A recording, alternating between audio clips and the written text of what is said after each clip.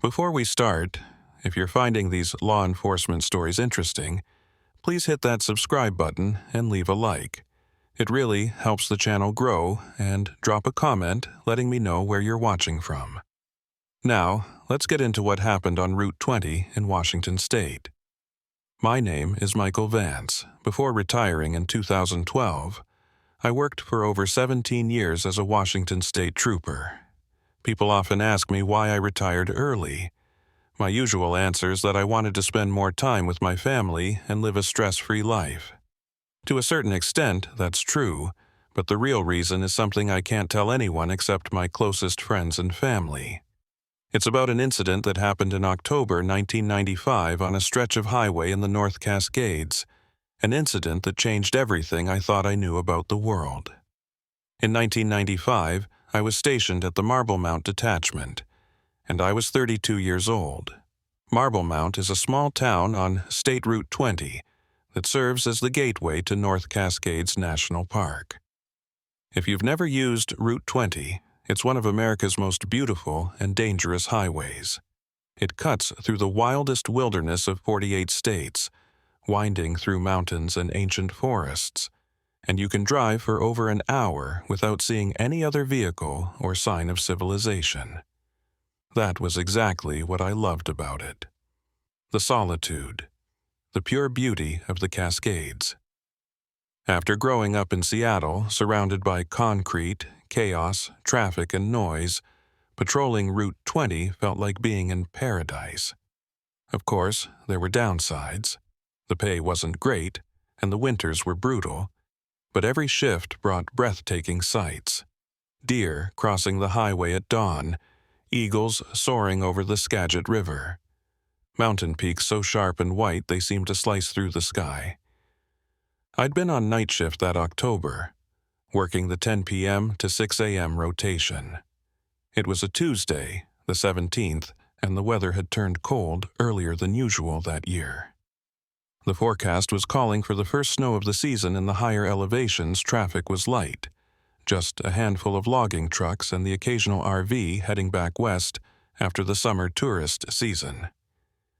Around 1:30 a.m., I was parked at a pullout near milepost 126, finishing some paperwork and drinking coffee from my thermos, when the call came through.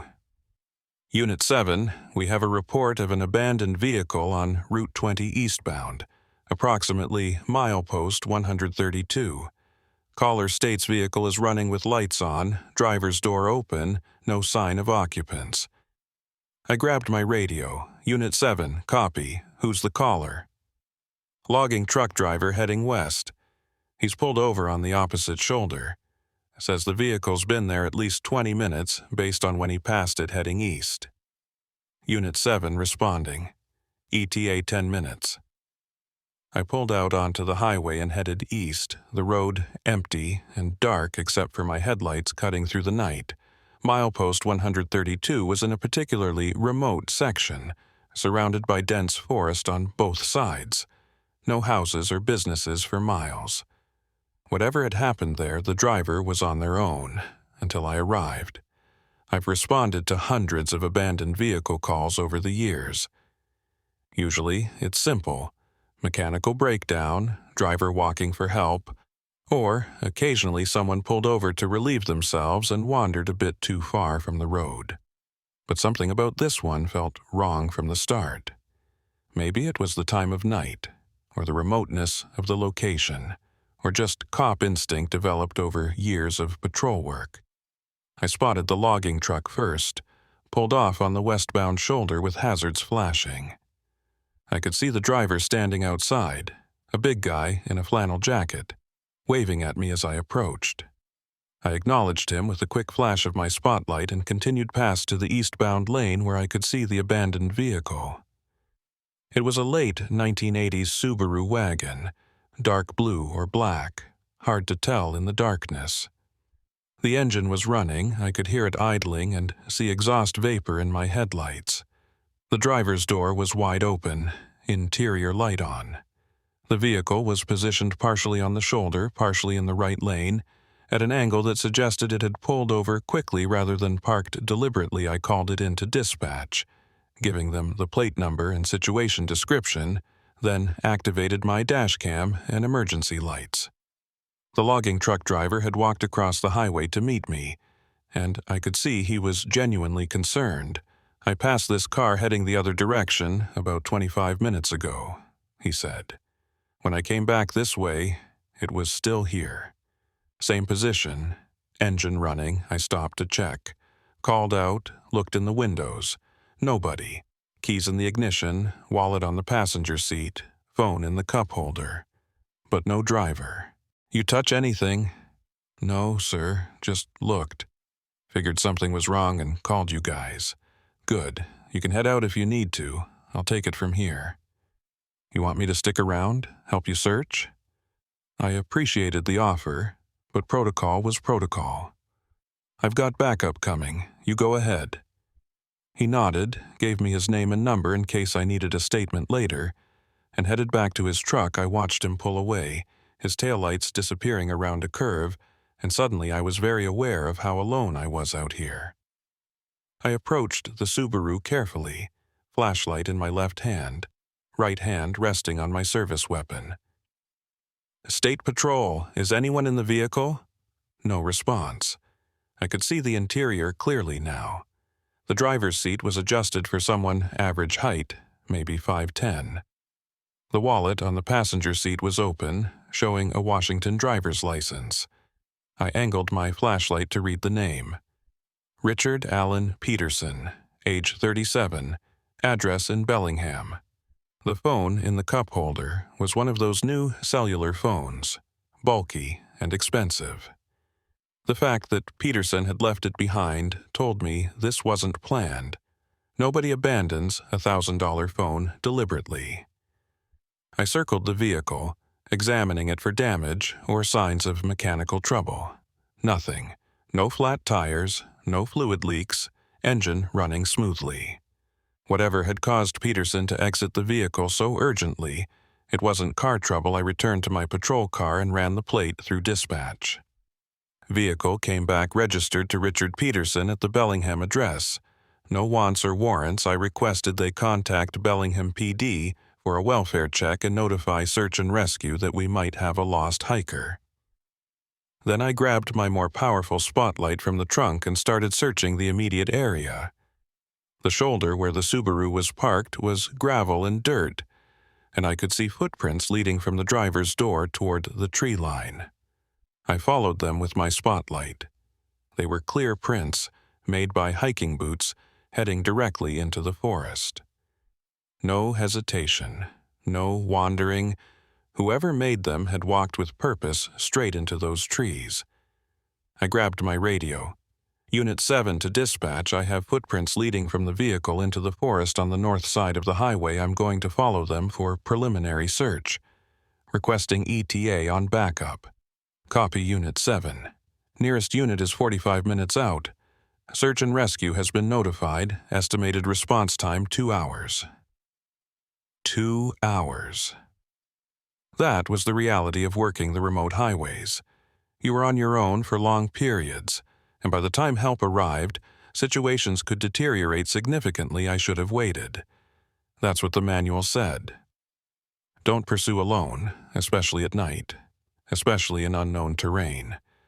But those footprints were fresh, and every minute I waited was a minute Richard Peterson was alone in the woods, possibly injured or disoriented. I made sure my radio was secured to my belt, checked that my flashlight had fresh batteries, and informed dispatch I was proceeding into the forest for initial search pattern. Then I stepped off the shoulder and into the trees. The transition was immediate and absolute. One moment, I was on the highway with the ambient light from my patrol car and the open sky above. The next moment, I was in near total darkness, surrounded by massive Douglas firs and western hemlocks that blocked out the stars. The only light was my flashlight beam, and even that seemed to be swallowed by the darkness. The footprints were easy to follow at first. The ground was soft with pine needles and moss, and the boot treads left clear impressions. Peterson had been moving quickly but not running. Taking a direct line deeper into the forest, I called out as I walked. Mr. Peterson, Richard Peterson, this is the State Patrol, can you hear me? My voice echoed strangely in the dense trees, and I heard nothing in response except the wind moving through the branches above. I'd been following the tracks for maybe 10 minutes. Had to be at least a quarter mile from the highway now, when I noticed something odd. The footprints were changing. At first, I thought I was imagining it.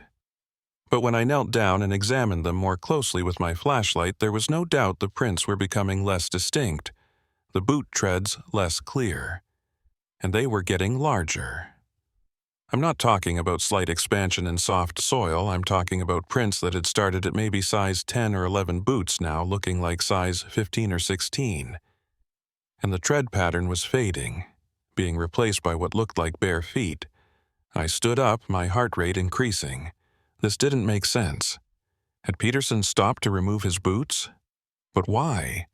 It was October in the Cascades. The temperature was maybe 40 degrees. Nobody takes off their boots in these conditions. I kept following the tracks, and they kept changing.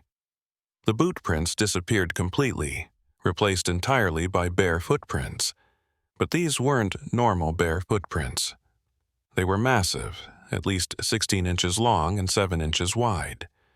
The toes were clearly defined, and the depth of the impression suggested something very heavy had made them. I stopped walking and stood there in the dark forest, trying to make sense of what I was seeing. There are only a few things that can leave prints that size a bear can, but bear prints don't look like this. These were definitely foot-shaped, definitely bipedal. I'd heard the stories, of course. Every trooper who'd worked the North Cascades had heard them. Late-night radio chatter about strange sightings on Route 20. Logging truck drivers reporting massive shapes crossing the highway. Hikers coming out of the backcountry with stories about being followed by something that walked on 2 legs, but definitely wasn't human. Most of us laughed it off. Sasquatch stories were part of Pacific Northwest culture. Right up there with rain and coffee and flannel shirts.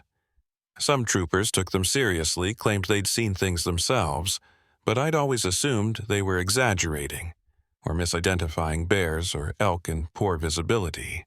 But I wasn't laughing now, because the evidence in front of me suggested that Richard Peterson had walked from his vehicle into these woods, and somewhere along the way his footprints had transformed into something else entirely. I grabbed my radio. Unit 7 to dispatch. Go ahead, Unit 7. I'm approximately quarter mile into the forest following tracks. Dispatch, I need you to note in the log that the tracks I'm following are unusual. They're showing characteristics inconsistent with human footprints. Size, shape, and pattern are anomalous. There was a pause on the other end. Copy that, Unit 7. Can you clarify anomalous? Negative, just noted in the log. I'm continuing pursuit. I didn't know what else to say. How do you tell dispatch you're following Bigfoot tracks without sounding insane? I kept moving, following those massive footprints deeper into the forest. The terrain was getting rougher now, heading upslope, the undergrowth thicker. I had to use my free hand to push through branches and ferns, and then I heard it. A vocalization. That's the only word I can use. It wasn't a sound I'd ever heard before. Not quite a howl, not quite a scream, not quite human. It was deep and resonant, echoing through the trees from somewhere ahead of me.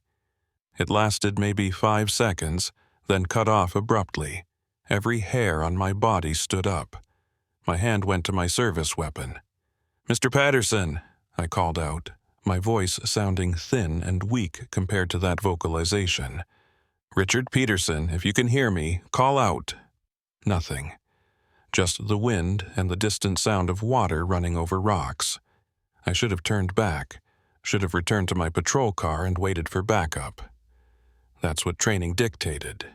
That's what common sense screamed at me to do. But I thought about Richard Peterson, 37 years old from Bellingham, who'd abandoned his running vehicle with his wallet and phone inside and walked into these woods. Was he hurt? Confused? Running from something? Following something? I kept going. The footprints led me to a small clearing, maybe 30 feet across. In the center was a fallen log, massive and moss-covered, probably been down for decades. And sitting on that log, clear as day in my flashlight beam, was a boot I approached carefully, examining it without touching it. It was a hiking boot, size 11. Same tread pattern as the prints I'd been following at the beginning of my search. I scanned the area with my flashlight and found the second boot about 10 feet away. Richard Peterson had taken off his boots here and continued barefoot, but the tracks leading away from the clearing weren't the normal size 11 bare footprints you'd expect. They were those massive, 16-inch prints. I stood there trying to process this impossible situation. A man had entered the forest, walked a quarter mile, stopped to remove his boots, and then either... what? Transformed into something else? Been joined by something else? Been carried by something else? None of the options made sense. I was about to radio for backup again when I heard movement in the trees ahead of me. Not the small movements of wind through branches or an animal in the undergrowth. Heavy movement. Something large displacing vegetation as it moved. "Mr. Peterson, is that you?" The movement stopped. For several long seconds there was absolute silence. I stood there with my flashlight, my breathing loud in my own ears, trying to see into the darkness beyond my light beam. Then I saw it.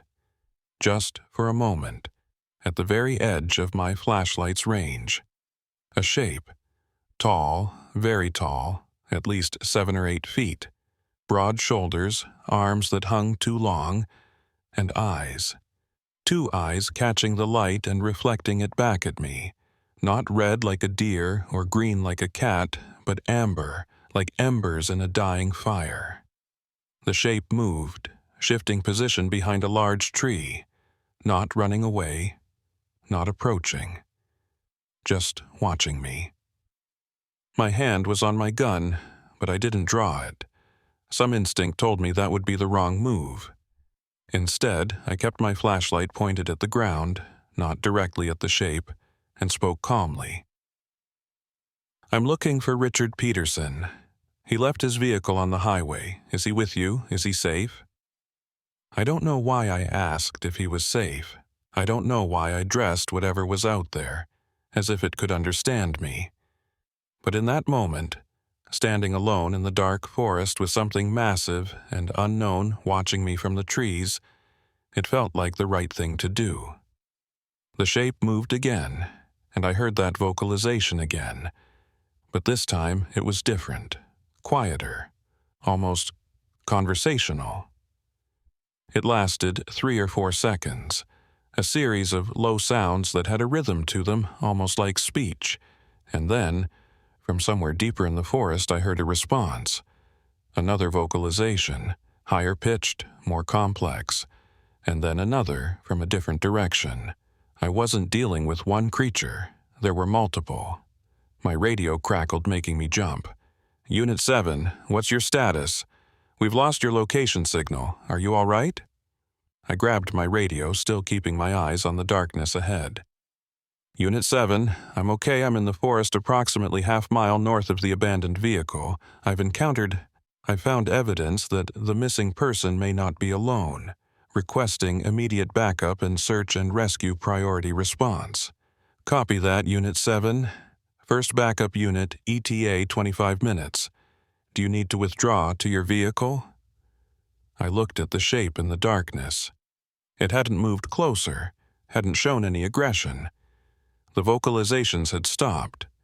There was a strange quality to the silence now, like whatever was out there was waiting to see what I would do.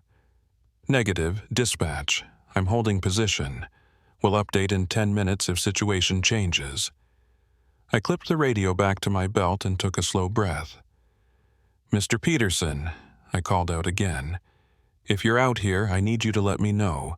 Your family is worried about you. I'm here to help." Nothing for a long moment. Then, from the darkness ahead, a voice. Human voice. Male. Calm. "I'm here, officer. I'm safe. You should go back." Mr. Peterson, Richard Peterson, yes. I need you to come out where I can see you, sir. I can't do that, not yet. You need to go back to your car and tell them you couldn't find me. Tell them to call off the search. I can't do that, Mr. Peterson. You abandoned your vehicle on a state highway. We need to verify you're unharmed and understand what happened. There was a pause, and I heard low voices conferring in the darkness. Not vocalizations this time, but actual whispered human speech, though I couldn't make out the words. Then Peterson spoke again. Officer, I'm going to come out, but you need to stay calm. You need to trust me when I say that nobody here is going to hurt you. Can you do that? Yes, I said, though my hand stayed near my weapon. Shine your light on the ground in front of you. Don't point it directly at us. That would be uncomfortable for everyone. Us, not me. Us. I angled my flashlight downward, illuminating the forest floor but not shining directly ahead. And then Richard Peterson walked into the light. He was exactly as his driver's license described. 5'10", average build, brown hair, mid-30s. He wore jeans and a fleece jacket, and his feet were bare and dirty but didn't appear injured. He had his hands raised in a peaceful gesture, and his expression was calm but serious. Officer Vance, he said, reading my name tag. I know this looks bad. I know you have questions. But you have to listen to me very carefully. What you do in the next few minutes is going to determine whether something wonderful happens or whether something terrible happens. Mr. Peterson, are you in danger? Are you being held against your will? No. God, no. It's the opposite. He struggled for words. I was driving from Bellingham to Winthrop business trip. I've driven this road dozens of times. But tonight, about milepost 132, I saw something in the road. Massive. Standing upright, looking right at my car. I stopped before I hit it, and it just stood there, staring at me through my windshield. What was it? You know what it was, officer. You followed the tracks. You know. Behind him, still hidden in the darkness but visible as massive shapes in my peripheral vision, I could see them. Multiple figures standing motionless among the trees. Watching. How many are there? I asked quietly. 4. A family. 2 adults, 2 young ones. They're not going to hurt anyone. They're trying to tell us something. Tell us what? Richard Peterson looked at me with an intensity that made it clear he believed every word he was about to say. The forest is dying, officer. Not obviously, not in ways we'd notice, but they notice. They've been here for thousands of years, and they can feel it. Something's wrong. Something's coming, and they showed me. They took me up the slope and showed me the trees, showed me the signs. There's going to be a fire, a bad one, and soon. I stared at him. Mr. Peterson, have you hit your head? Are you disoriented? I'm completely lucid. I know how this sounds, but I'm asking you, trooper to citizen, trust your instincts. You felt something in these woods tonight. Something you can't explain. You saw them, and you know deep down that I'm telling the truth. The shapes in the darkness shifted slightly, and I heard one of the vocalizations again. Quiet, almost gentle. Richard turned toward them, made a gesture with his hands, and turned back to me. They're asking me to ask you to leave, to go back to your car and report that you couldn't find me, that the search was unsuccessful. They don't want more people coming into the forest, more noise, more attention. And what are you going to do? I'm going to stay with them for a few days. They're going to show me more. Help me understand what needs to happen, and then I'll come back. I'll turn myself in, file a missing person report closure, whatever needs to happen. But Officer Vance, I'm asking you to give us time, please. This was the moment. The moment where I had to make a decision that would define everything that came after. I could arrest Richard Peterson right now, bring him out of the forest and turn this into a circus. Search and rescue would flood these woods. Maybe someone would get footage of these creatures. Maybe they'd disappear and never be seen again. Maybe someone would get hurt. Or I could trust my instincts. Trust that Richard Peterson, a man I'd just met, was telling me some version of the truth. Trust that what I'd seen in these woods wasn't a threat, but something else entirely. I looked at Richard Peterson, at his earnest face and dirty bare feet. I looked at the shapes in the darkness, those massive amber eyes watching me with what I could only describe as intelligence and caution. And I made my choice. How long do you need? Relief flooded Peterson's face. 3 days, maybe 4. I'll come out to my car. If it's been towed, I'll come to the Marble Mount detachment, I promise. And if you don't? Then you can tell everyone everything, but I will. You have my word. I nodded slowly. I'm going to report that I followed tracks for approximately 1 mile but lost them in rocky terrain. I'm going to recommend continued search tomorrow at first light. Thank you. Thank you so much. But Mr. Peterson, understand something. If anything happens to you, if you get hurt or don't come back, I'm going to have to live with that decision for the rest of my life. Don't make me regret this.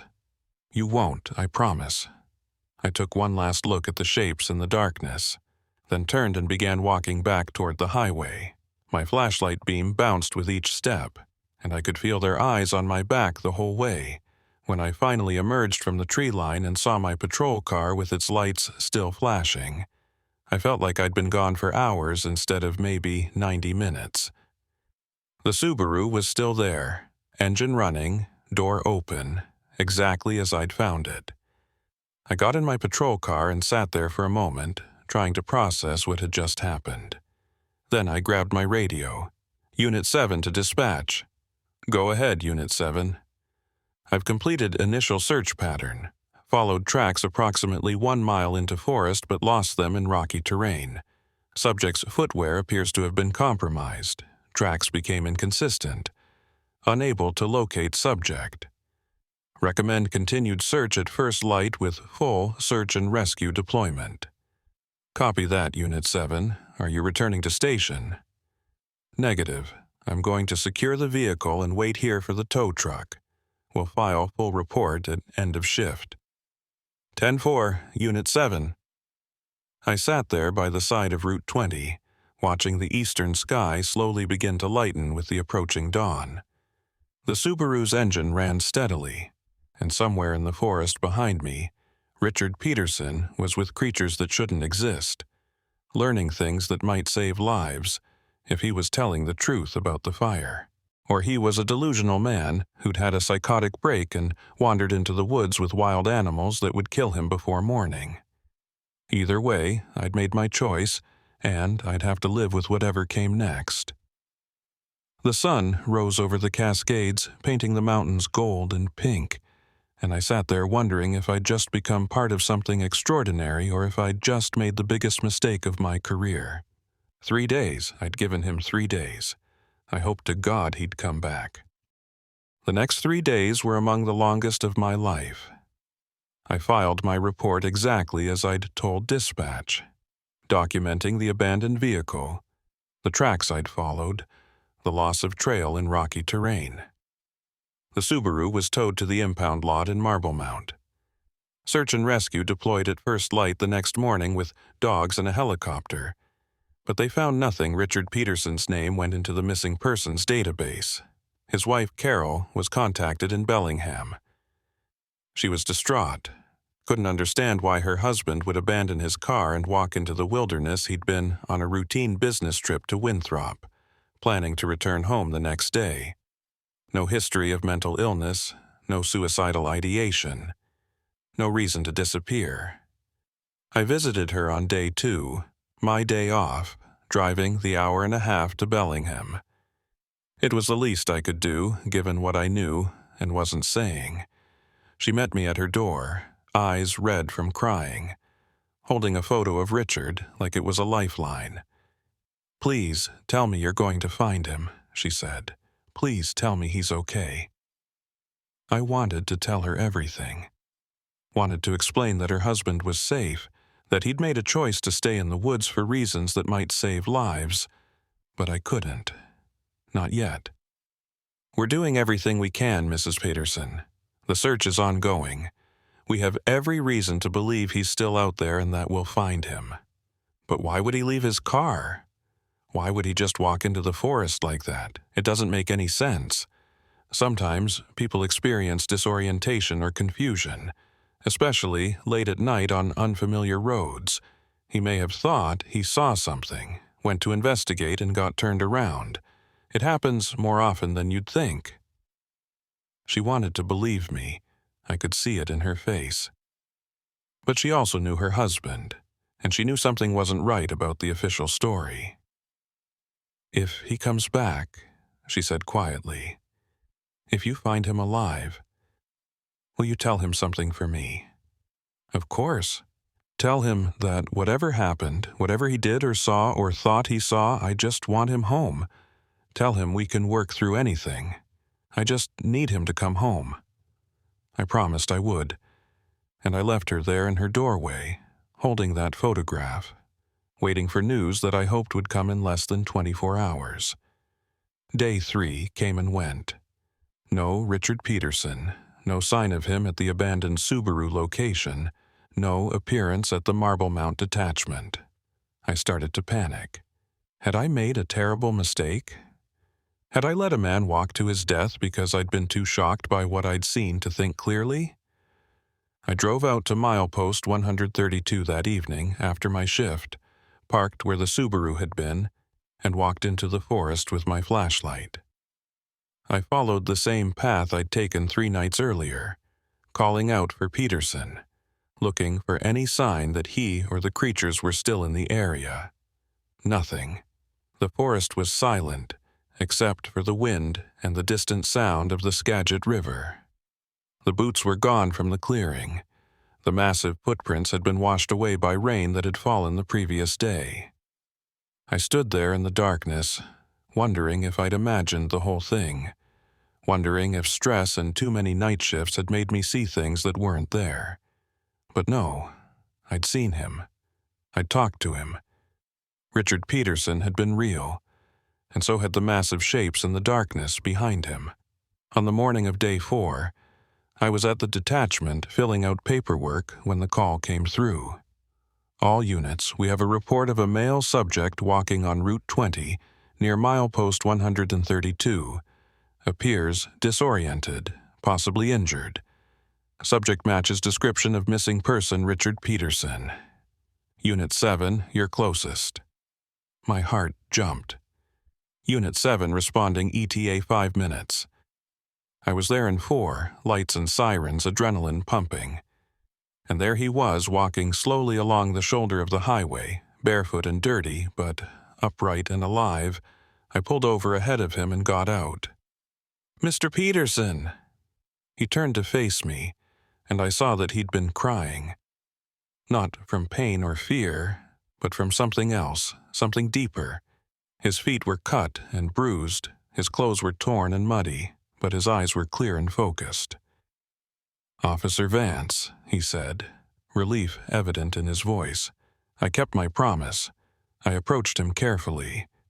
"Are you injured? Do you need medical attention?" "My feet are pretty beat up, but otherwise I'm okay. Physically, anyway." He looked back toward the forest. "Emotionally, I don't think I'll ever be the same." I called for medical response and sat him down on the guardrail. Other units were responding. Search and rescue had been notified, and soon this area would be swarming with people asking questions. We only had a few minutes alone. "Did you see what you needed to see?" I asked quietly. He nodded. "I saw everything. Officer Vance, they're not animals. They're not monsters. They're people. Different, but people. They have language, culture, family bonds. They've been here for thousands of years, watching us, avoiding us, protecting the forest, and they're terrified. Of what? Of what's coming. They took me up to the ridge, showed me the trees. There's a beetle infestation, bark beetles, spreading through the forest faster than anyone realizes. The trees are dying from the inside out. And when the summer heat comes, when the conditions are right, this whole area is going to be a tinderbox. They can sense it. They've lived through fires before, but never like what's coming. When? They can't give me exact dates. They don't think about time the way we do. But sometime in the next year or two. And it's going to be catastrophic. The families that live in these woods, they're trying to decide whether to leave, to migrate north to Canada where the forests are healthier. But they've been here for generations. This is their home. Before I could ask more questions, the ambulance arrived, followed by 2 more patrol units. Suddenly, we were surrounded by paramedics and officers and questions. Richard was loaded into the ambulance for evaluation, and I had to step back and let the investigation run its course. The official story that emerged over the next few hours was that Richard Peterson had pulled over thinking he had a flat tire, exited his vehicle to check, and became disoriented when he wandered too far from the road. He'd spent 3 days lost in the woods, surviving on stream water and berries, before finally finding his way back to the highway. It was a plausible enough story. People bought it. Search and Rescue congratulated themselves on a successful outcome. Carol Peterson drove from Bellingham to pick up her husband from the hospital, crying and hugging him and thanking everyone who'd looked for him. But I saw Richard's eyes when he told that story to the other officers. I saw the weight of the lie, the truth he was carrying that he couldn't share, and I saw him look at me over Carol's shoulder, a look that said, "Thank you. Thank you for believing me. Thank you for giving me time." 2 days later, Richard Peterson came to the detachment. He said he wanted to thank me personally for my search efforts, wanted to retrieve his personal effects from the impounded Subaru. We sat in the small interview room, ostensibly so he could file some final paperwork, but really so we could talk privately. "They gave me something," he said, pulling out a folded piece of paper from his jacket pocket. "Before I left, they drew this." He unfolded the paper on the table between us. It was crude but clear, a map of the North Cascades area around Route 20. Circles marked specific locations, with marks that I interpreted as intensity or priority. One large circle encompassed an area about 10 miles east of where we'd first met, in the heart of some of the densest old-growth forest in the region. "This is where the fire will start," Richard said, pointing to the largest circle. "They don't know exactly when, but they know where. The beetle infestation is worst here. When the conditions are right, all it will take is one lightning strike, one careless campfire, one spark, and it will explode." "Did they tell you what they want us to do with this information?" "They want you to watch to be ready. When the fire comes, it will spread fast. There are homes in the valleys below these mountains, people. They want you to be prepared so you can save them." "Why tell us at all? If they're so good at avoiding humans, why risk revealing themselves?" Richard met my eyes. "Because, despite everything we've done to them, despite being hunted and feared and disbelieved, they still care about us. They still see us as part of the forest, part of the ecosystem they protect. And they're hoping that maybe, if we survive what's coming, we'll finally learn to see them the same way." He left the map with me. That simple drawing that might have been a child's doodle, or might have been a warning from creatures that had lived in these mountains since before humans arrived. I didn't know what to do with it. I couldn't show it to anyone without explaining where it came from. I couldn't file it as evidence because there was no crime to investigate. So I kept it, folded it up, and put it in my locker at the detachment. and I tried to go back to my normal routine of patrolling Route 20 and filing reports and drinking coffee at pullouts while watching the sun rise over the Cascades. But I couldn't stop thinking about what Richard had told me. I couldn't stop looking at those mountains and wondering what was happening beneath the canopy, what those creatures were sensing that we couldn't see. 3 months later, in January of 1996, I requested a meeting with the District Forest Service supervisor. I told him I'd been noticing signs of increased bark beetle activity during my patrols, that some of the trees visible from the highway looked stressed.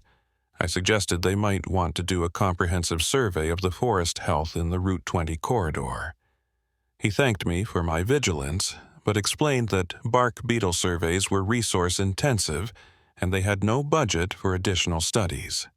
Besides, beetle infestations were a natural part of forest ecology. Unless there was visible widespread die-off, they weren't going to take action. I tried to push harder, suggested that maybe this was different, that maybe the scope was larger than they realized. But he dismissed my concerns with a patient smile and a reminder that I was a trooper, not a forestry expert. I walked out of that meeting feeling helpless. I had information that could save lives, but it came from a source I could never reveal. The map in my locker might as well have been written in invisible ink for all the good it could do. Over the next year, I watched those mountains carefully. I noted every patch of brown needles, every tree that looked sick, every sign that the forest was under stress. And I wasn't the only one. In April of 1996, I responded to another abandoned vehicle call. Different location, different circumstances, but when I arrived, I found a vehicle pulled over with the driver standing on the shoulder, pointing into the forest with a look of awe on her face. "Did you see them?" she asked when I approached. "Tell me you saw them. Tell me I'm not crazy." "Ma'am, what did you see?" I was driving, and something ran across the road, something huge, on 2 legs, like a person, but not a person. It looked right at me before it went into the trees, and I swear to God it had intelligence in its eyes. And then I saw 2 more, smaller ones, following behind it. A family. I saw a family of Sasquatch cross this highway, officer, and I need you to tell me I'm not losing my mind. I looked where she was pointing, and there, clear as day in the soft mud at the forest edge, were footprints. Massive, unmistakable, leading into the trees. "Ma'am," I said carefully, "I believe you saw something unusual, but I need you to understand that if you report this as a Sasquatch sighting, you're going to get a lot of attention. News media, cryptozoologists, tourists. Is that what you want?" She thought about it, staring at those footprints. "No," she said finally. "No, I don't want that. I just wanted someone else to know they're real, that I wasn't hallucinating." "They're real," I said quietly, "and they deserve to be left alone." She nodded, got back in her car and drove away. And I stood there looking at those footprints, wondering how many other troopers and drivers and hikers had seen things in these mountains and chosen to stay silent, to protect creatures that most of the world didn't believe existed. That summer was hot. Unusually hot. The snowpack melted early, and by July the forests were tinder dry. Fire danger was rated extreme across the Cascades. And I kept thinking about that map, about those circles marking the places where the fire would start.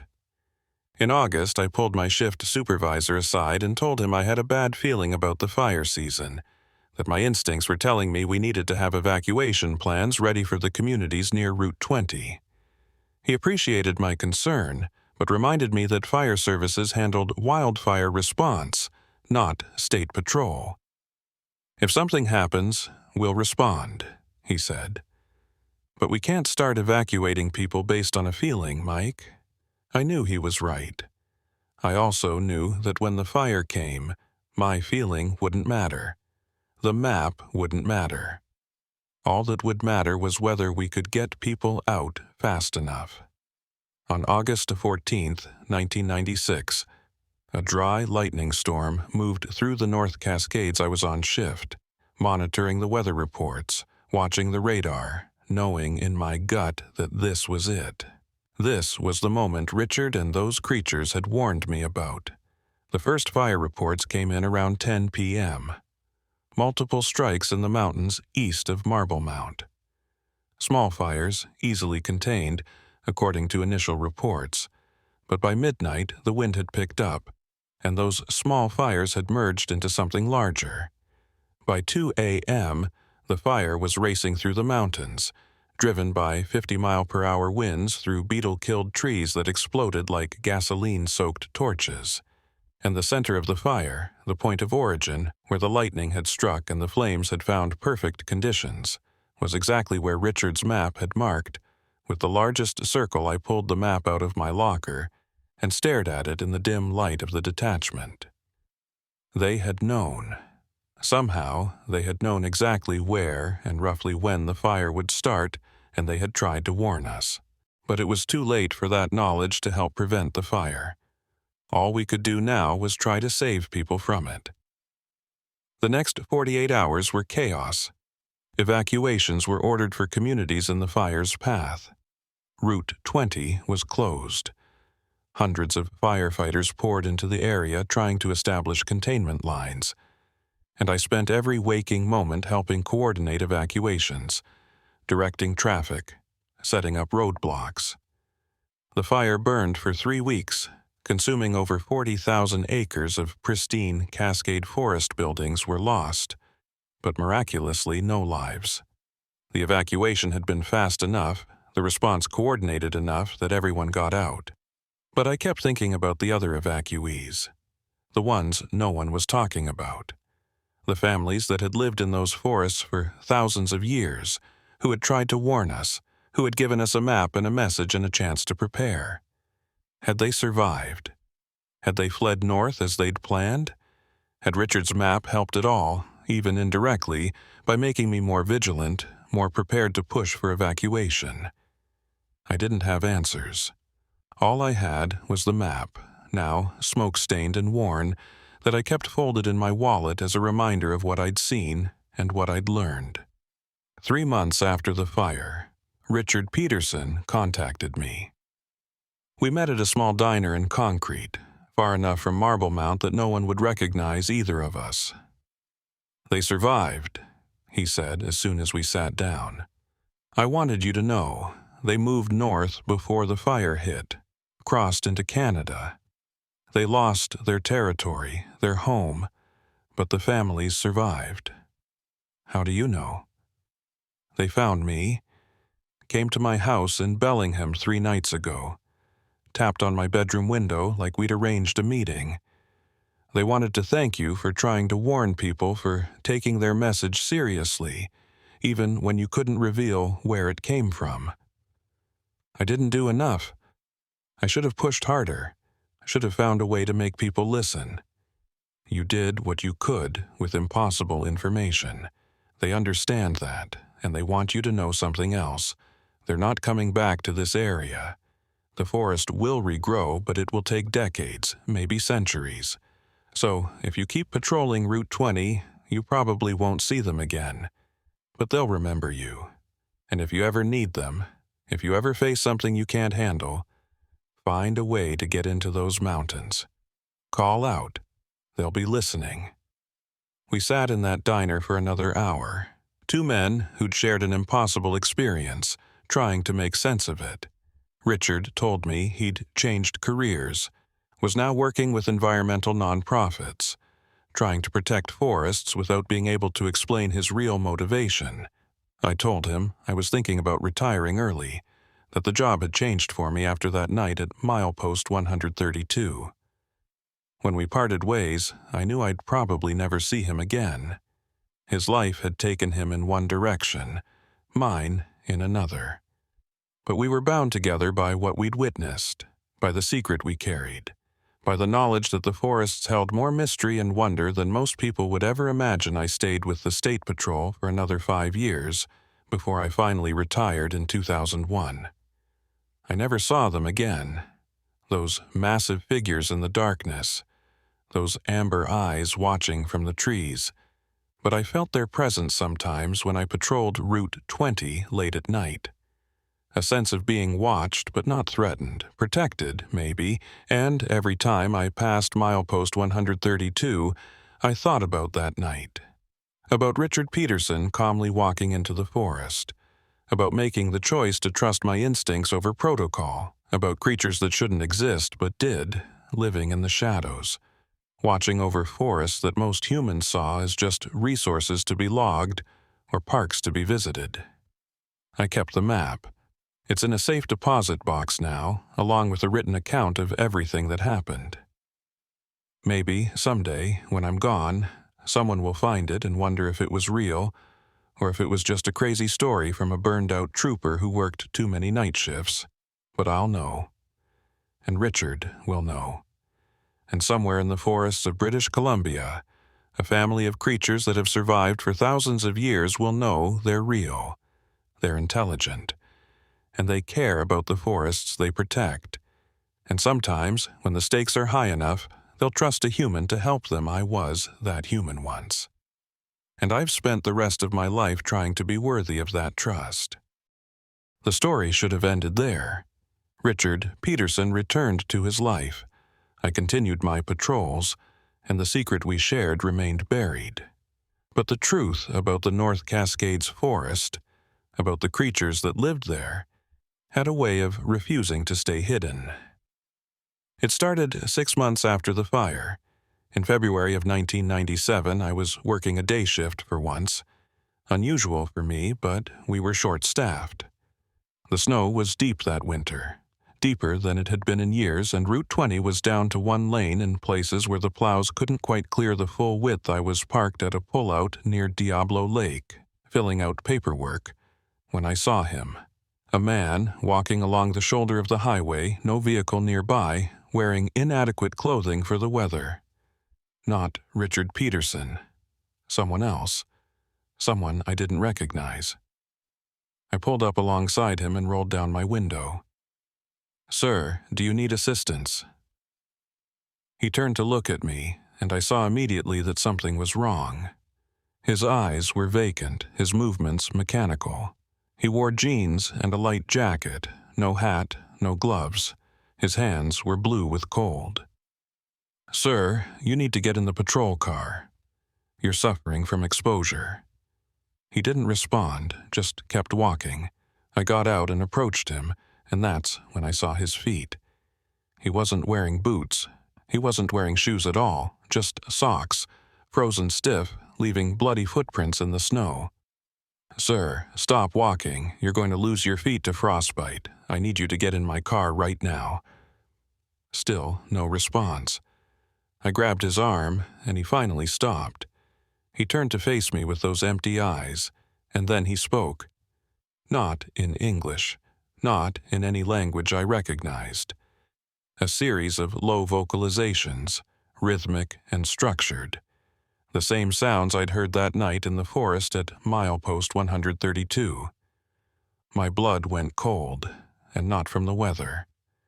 "Where did you learn that?" I asked quietly. "Who taught you those sounds?" He blinked, and suddenly there was recognition in his eyes, as if he'd just woken up from sleepwalking. He looked down at his frozen feet, at his inadequate clothing, at the snow all around us, and terror filled his face. "Where am I? How did I get here?" I got him into the patrol car, cranked up the heat, called for medical response. His name was David Lale, a software engineer from Seattle on a camping trip. Except he'd gone camping in August, over 5 months ago. The last thing he remembered was setting up his tent near Thunder Creek, about 15 miles from where I'd found him. "I remember going to sleep in my tent," he said, his voice shaking as the paramedics worked on his feet, and then dreams. Strange dreams. Walking through forests, following lights, hearing voices that weren't quite voices. And then I was here, on this highway, and you were talking to me.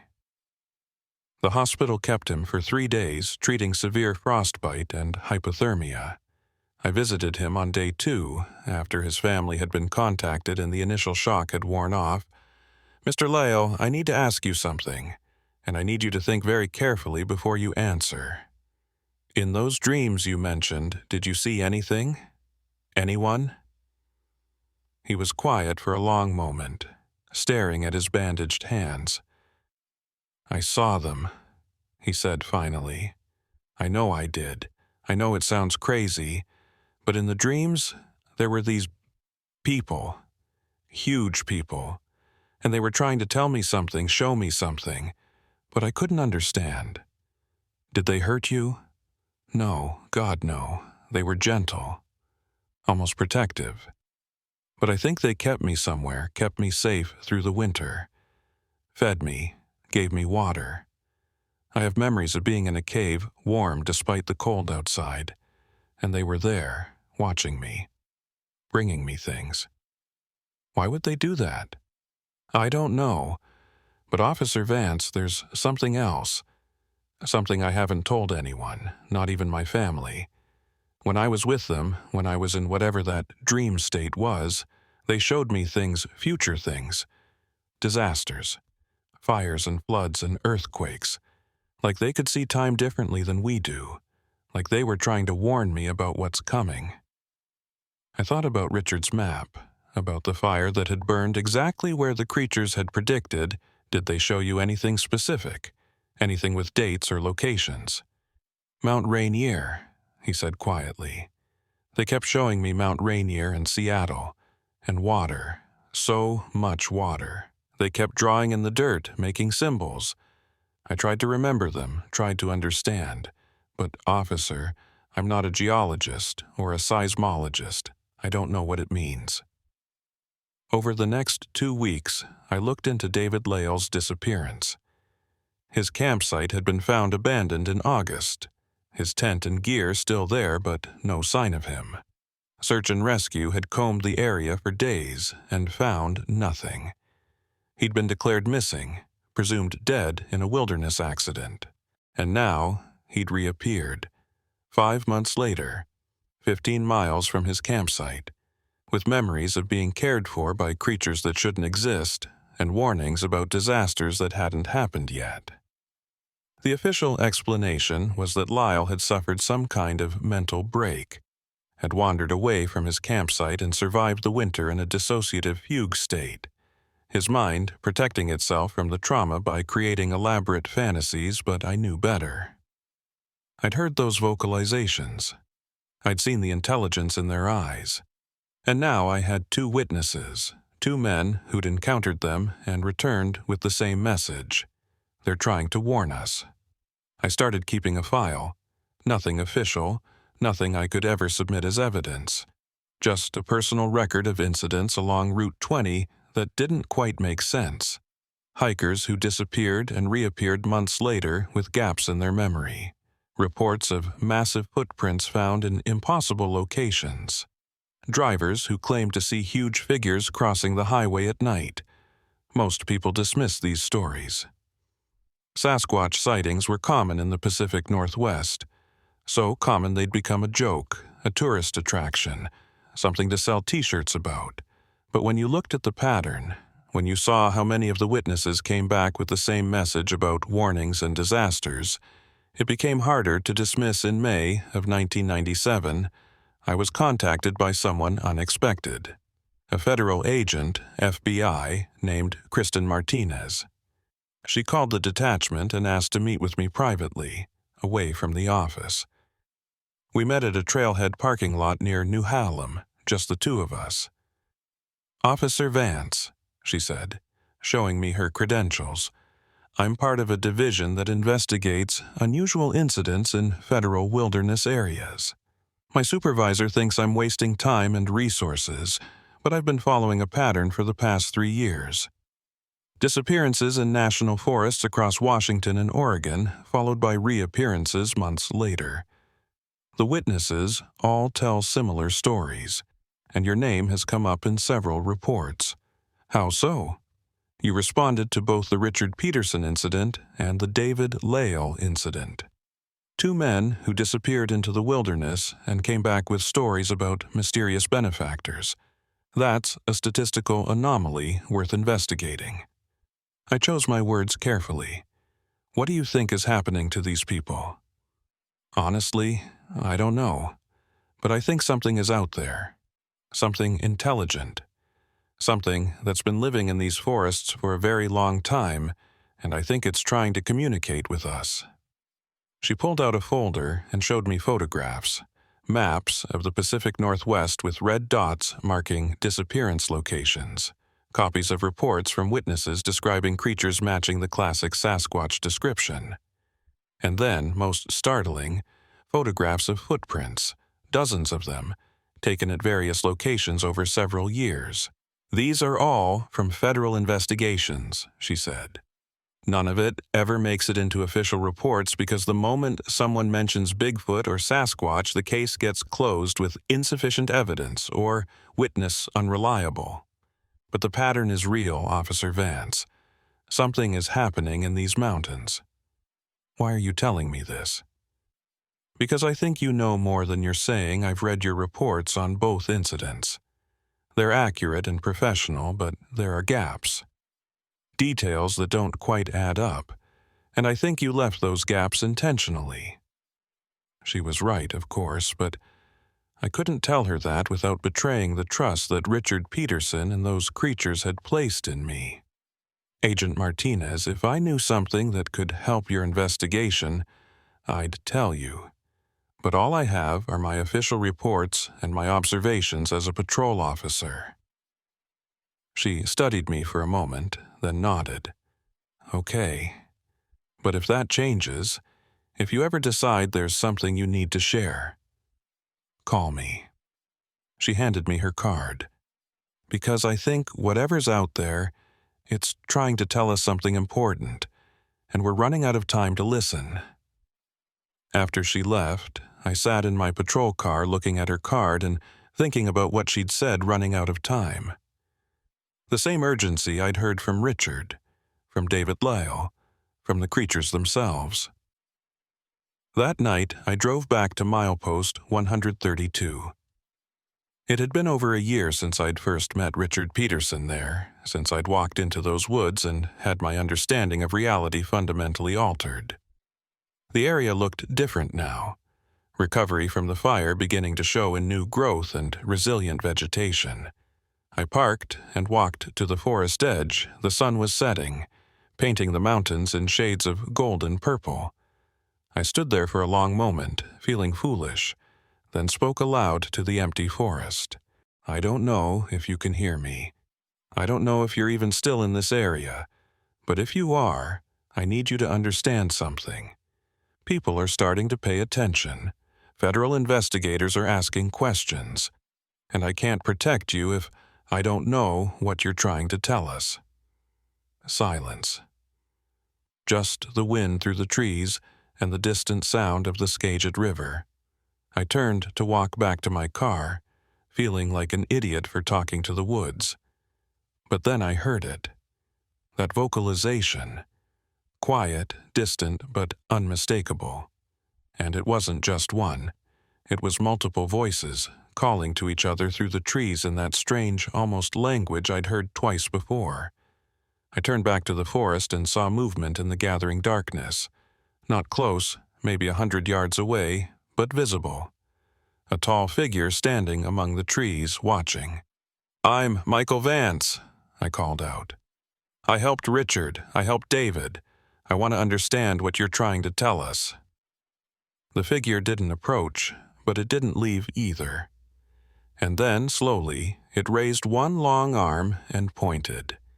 Not at me, not at the forest, at the mountains to the east, the same mountains that Richard's map had marked, the same mountains that had burned. I understood then. It wasn't about the past fire, it was about the next one, about fires and disasters that were coming, that these creatures could sense with senses we didn't have, that they were desperately trying to warn us about. "When?" I called out. "When is it coming?" The figure lowered its arm. And then it did something I hadn't expected. It held up one hand, fingers spread.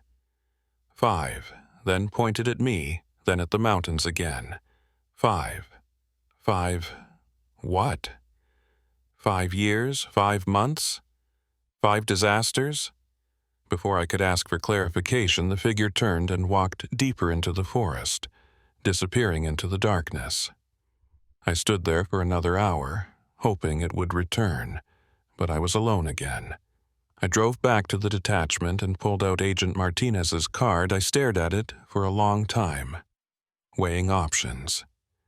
If I told her what I'd just seen, what I'd experienced over the past year, would she believe me? Would she use the information to help? Or would she bring unwanted attention to creatures that had spent thousands of years successfully avoiding humans? In the end, I didn't call her. Not yet. But I kept her card in my wallet, right next to Richard's folded map, 2 pieces of evidence of a reality that most people would never believe. Over the next few months, I started paying more attention to environmental reports.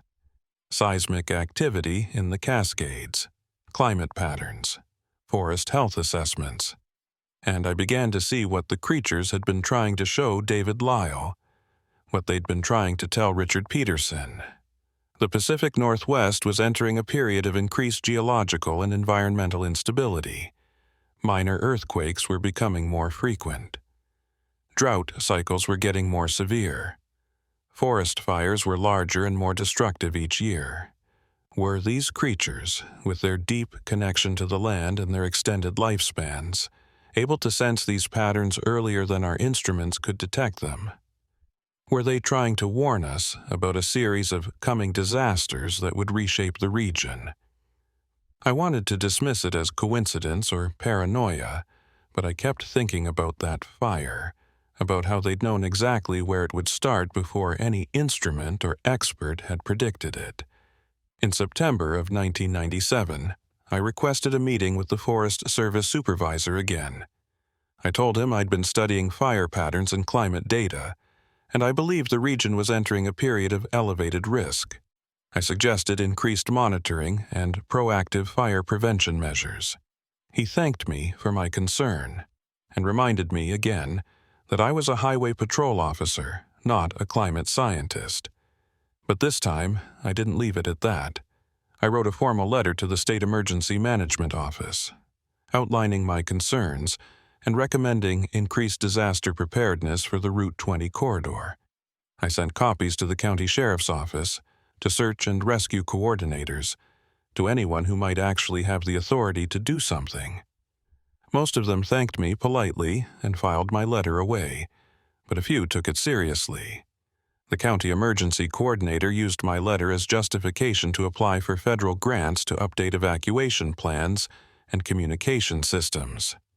Search and Rescue used it to justify increased training exercises in the area. It wasn't much, but it was something. If disaster came, maybe we'd be slightly more prepared than we would have been otherwise. And maybe, just maybe, that would be enough to save lives, which was what those creatures wanted all along. In December of 1997, Agent Martinez contacted me again. She'd been promoted, assigned to a new unit focused on environmental threats and disaster prediction. She wanted to know if I had any updates on the unusual incidents in the North Cascades.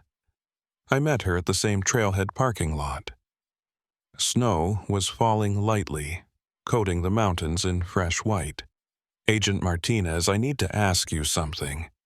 If I told you I believe there were unknown hominids living in these mountains, hominids that appear to have the ability to predict natural disasters, would you think I was crazy? She looked at me steadily. Officer Vance, I've seen things in my investigations that I can't explain. Footprints that don't match any known primate. Witnesses who describe beings that display complex behavior and apparent intelligence, audio recordings of vocalizations that sound almost like language. So no, I wouldn't think you're crazy.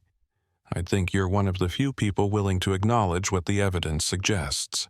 They're real, I said quietly. I've seen them, talked to people they've protected, and they're trying to warn us about something big, something they can sense that we can't measure yet. What kind of something?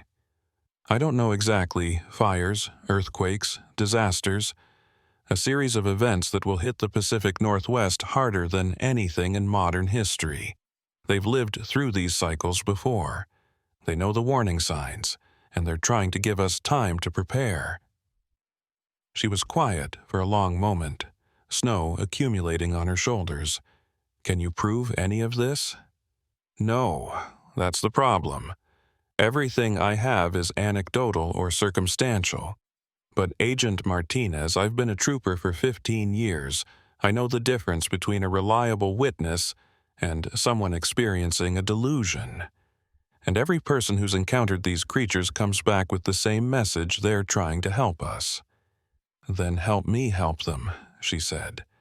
I can't officially investigate Sasquatch sightings without being laughed out of the Bureau, but I can investigate patterns of seismic activity, climate change impacts on forests, and disaster preparedness gaps.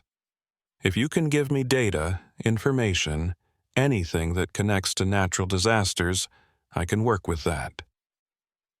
Over the next hour, we sat in her car, and I shared everything I felt I could share without betraying specific trust.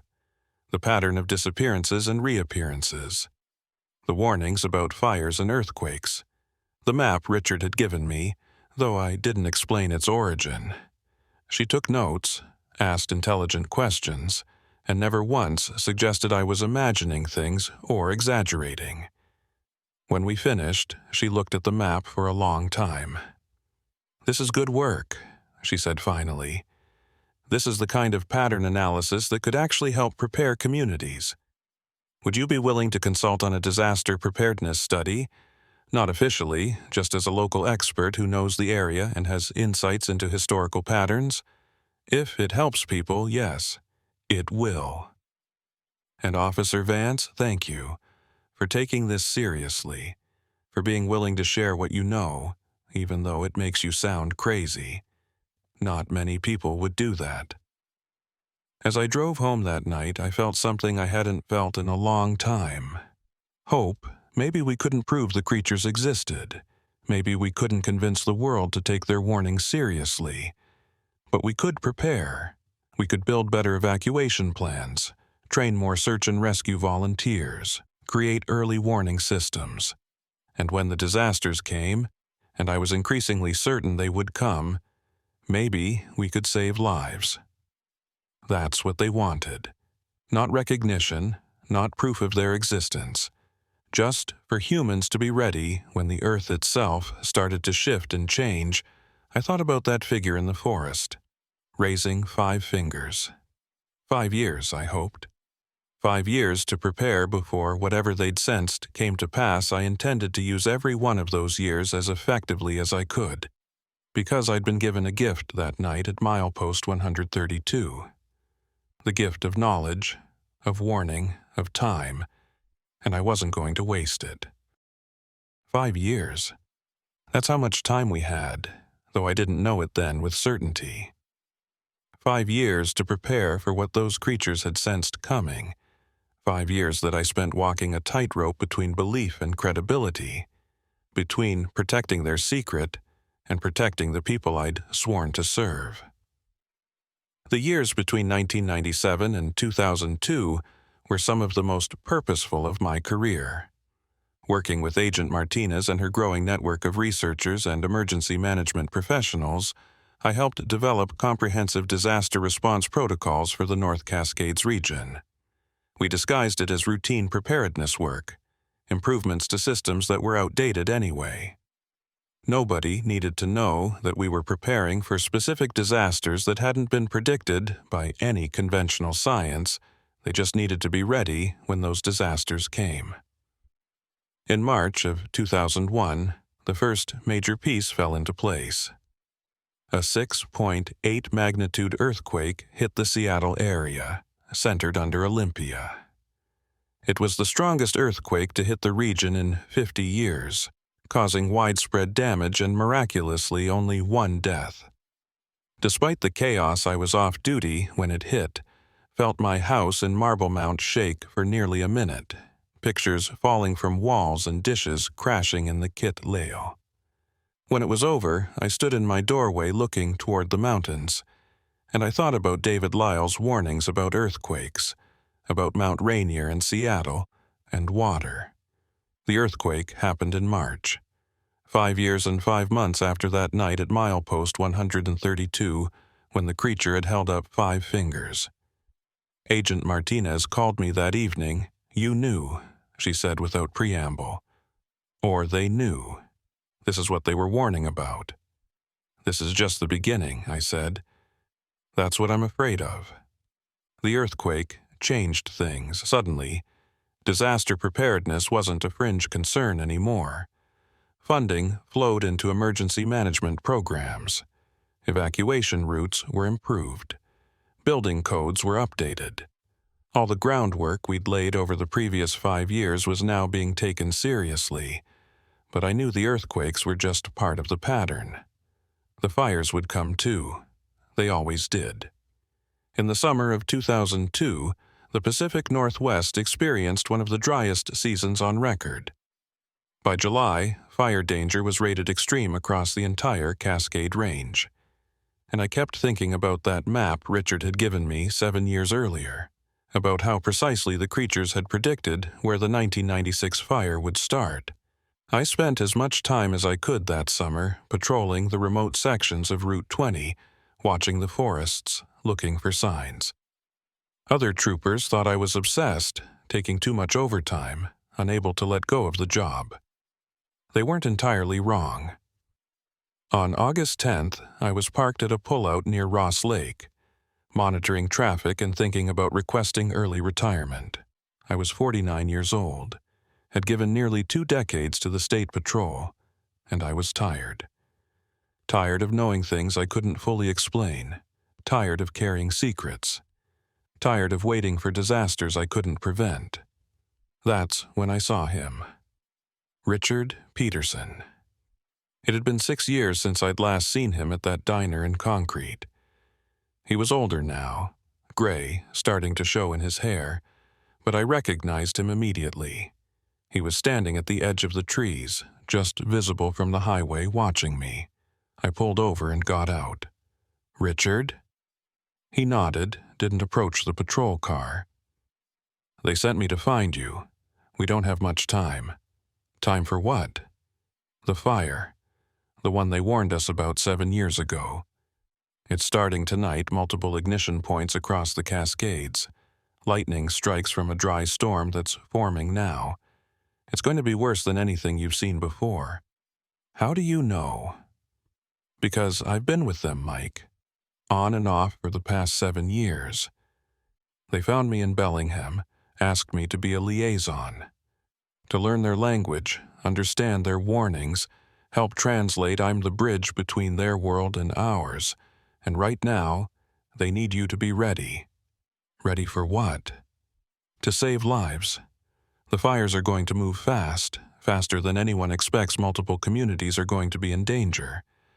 And when the evacuation orders come, there's not going to be enough time unless someone who knows these roads, who understands the timing, is positioned to help."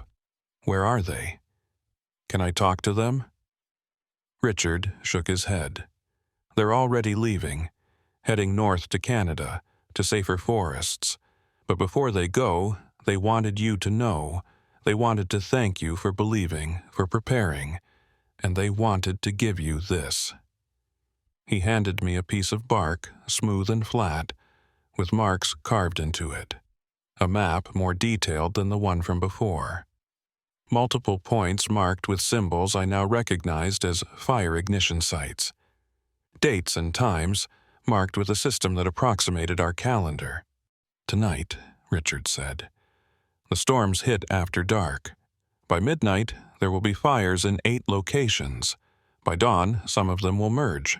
By the end of the week, this will be the largest fire complex the Cascades have seen in a century." I can't evacuate communities based on a piece of bark and a warning from Bigfoot, Richard. I'll lose my job, my credibility, everything. You don't have to tell anyone where the information came from. Just trust your instincts. Monitor the weather, position yourself where you can respond quickly, and when the fires start, be the first one calling for evacuations. That's all they're asking. He turned to leave, then paused. Mike, they asked me to tell you something else. They said you've honored the trust they placed in you. You've kept their secret while still finding ways to help, and they want you to know that no matter what happens, no matter what anyone else believes, they see you as a friend. Richard disappeared into the trees, and I stood there holding that piece of bark, knowing that in a few hours, my entire world was going to change. I spent the rest of the afternoon and early evening positioning myself strategically, monitoring weather reports, and discreetly contacting the emergency management coordinator for the county. I told her my instincts were screaming that tonight was going to be bad for fires, that she should consider having evacuation plans ready to implement on short notice. She trusted me enough by then to take me seriously. "I'll put everyone on standby," she said. "If anything pops up, we'll be ready to move." The storm hit around 9 p.m. Dry lightning, no rain, winds gusting to 40 miles per hour. Perfect conditions for disaster. I watched from a high point on Route 20 as lightning strikes lit up the mountains in multiple locations, each flash a potential ignition. By 10 p.m., the first fire reports were coming in. By midnight, there were 6 confirmed fires burning across the North Cascades. By 2 a.m., evacuation orders were being issued for several small communities in the path of the fast-moving flames. I spent the next 72 hours in my patrol car, functioning on coffee and adrenaline, helping coordinate evacuations and traffic control. The fires moved exactly as Richard's bark map had indicated, merging into massive complexes that consumed hundreds of thousands of acres. But because we'd been prepared, because the evacuation infrastructure was in place and we'd responded immediately, everyone got out. Communities were lost, homes burned, but not a single life was taken by the flames. When it was finally over, when the fires were contained and the smoke began to clear, the incident commanders praised the speed and efficiency of the evacuation response. They credited improved planning, better communication systems, and what they called exceptional situational awareness from local law enforcement. Nobody asked how I'd known to be positioned exactly where I needed to be. Nobody questioned why I'd had evacuation plans ready before the first flames were visible. They were just grateful it had worked. But I knew, and Richard knew, and somewhere in the forests of British Columbia, a group of creatures that shouldn't exist knew that their warning had been heard and heeded. 2 weeks after the fires, I found a message waiting at the detachment. A simple manila envelope with my name on it, no return address. Inside was a photograph, recent based on the development date stamp. It showed a family. 2 adults, 2 younger ones, standing among the trees in what looked like pristine old-growth forest. Their faces were turned toward the camera, and though the image was slightly blurred, they'd moved, or the photographer's hand had shaken. I could see them clearly enough. They looked peaceful, safe. And one of them, the larger of the 2 adults, had one massive hand raised in what could only be interpreted as a gesture of farewell or acknowledgement. On the back of the photo, in handwriting I recognized as Richard's, were 3 words: "They are safe." I put the photograph in my safe deposit box along with the maps and my written accounts of everything that had happened, evidence that no one would believe, proof that would convince no one, but truth nonetheless. A month later, I submitted my retirement paperwork. I'd served for 19 years, could claim a partial pension, and I was done. Not because I didn't love the job anymore, but because I'd accomplished what I needed to accomplish. I'd honored the trust those creatures had placed in me. I'd used the warnings they'd given me to save lives, and now it was time for someone else to keep watch. On my last day of patrol, October 17th, 2002, exactly 7 years after that first encounter at milepost 132, I drove the entire length of Route 21 final time. I stopped at all my old familiar pullouts, took in the views of the mountains I'd protected and patrolled for nearly 2 decades. At milepost 132, I stopped and walked to the edge of the forest. The trees had grown back from the 1996 fire, young and green and vibrant life returning, as it always did. "Thank you," I said to the empty woods, "for trusting me, for trying to save us from ourselves. I hope you find peace in your new home." The wind moved through the trees, and for just a moment, I thought I heard that vocalization one last time. Low, resonant, carrying a tone that might have been acknowledgement or might have been goodbye. I returned to my patrol car and drove away from Route 20 for the last time as a Washington state trooper. But the story didn't quite end there.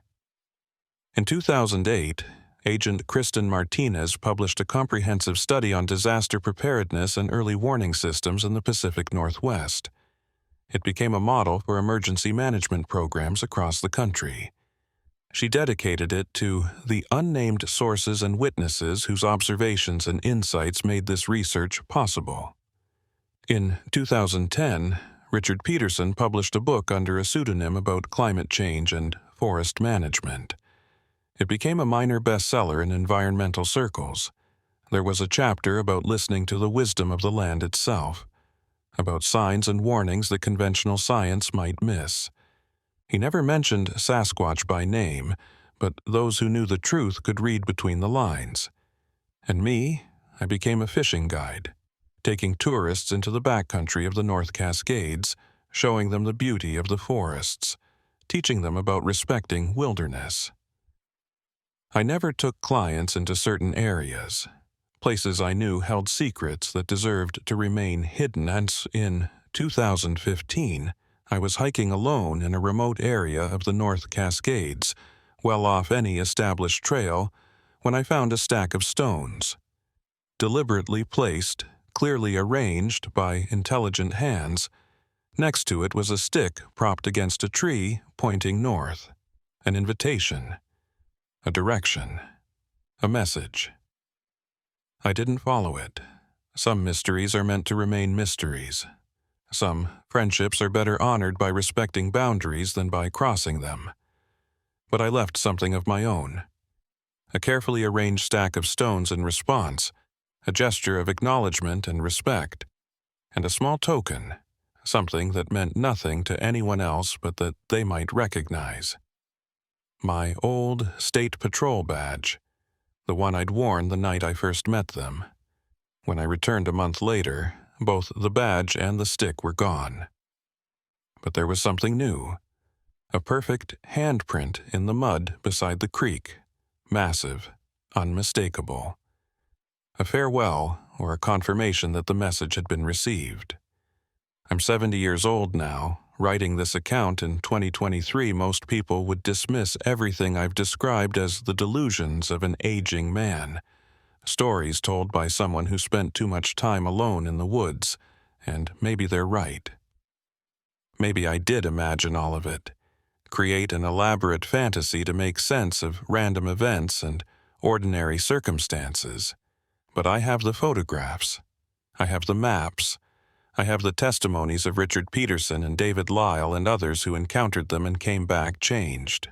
I have the scars on my conscience from all the times I lied in official reports to protect their secret. And I have this. Every prediction they made came true.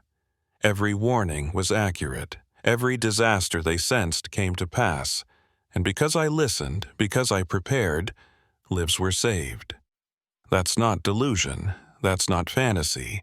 That's evidence of something we don't understand.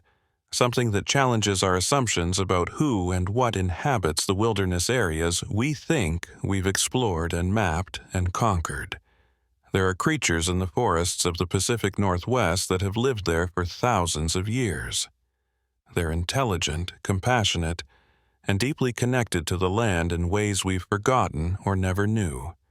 They watch us, avoid us most of the time. But occasionally, rarely, they reach out.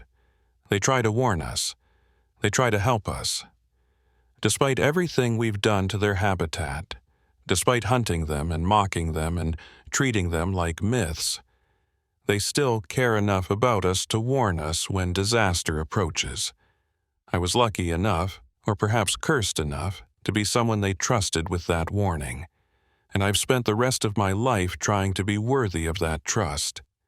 If you're reading this and you think I'm crazy, that's okay. I understand. But if you're reading this and something in the story resonates, if you've had your own encounter in the deep woods, if you've seen things that shouldn't exist but do, then you know I'm telling the truth. They're real. They're still out there. And they're still trying to help us, even when we don't deserve it. All we have to do is listen and believe. And when the next warning comes, and it will come, because the Earth's cycles don't stop, disasters don't cease, I hope there's someone like me ready to hear it. Someone willing to cross the boundary between what we know and what we've yet to understand. Someone brave enough to trust creatures that exist in the margins of our maps and the edges of our certainty, because the forests hold secrets, and some of those secrets are trying very hard to keep us alive. I just hope we're wise enough to listen before it's too late.